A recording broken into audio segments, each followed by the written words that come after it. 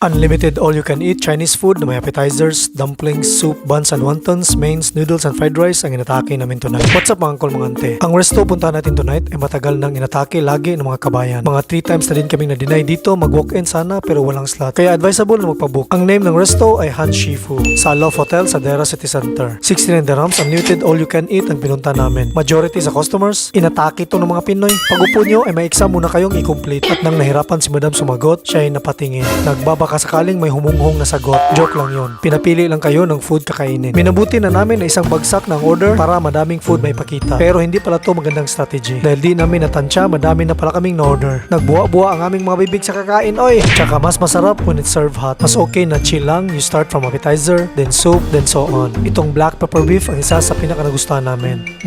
Malambot ang meat, ang sarap ng lasa nito. Pagtikim ko nitong beef dish, ako'y napatingin. Tanong ni Madam, lasang kilikili mo? Sagot ko'y, oh damn. What I mean is may aftertaste siya. Soft at maduga ang dumplings. Pagkain mo ay sumisidlit ang mga katas. Hinahanap ko na may konting tamis ang Thai papaya salad na naig ang asim pero ubos pa rin. Napakalambot din itong Szechuan spicy wontons. Panalo talagang lasa. Pero mas masarap pa sana if madaming laman ng meat at tunod. Advisable na pagutom kayo before pumunta dito para matry nyo lahat ang food nila. For sure madami pang masasarap silang may offer. Mas ma-enjoy pa sana namin ibang food pero sobrang busog na talaga, oy!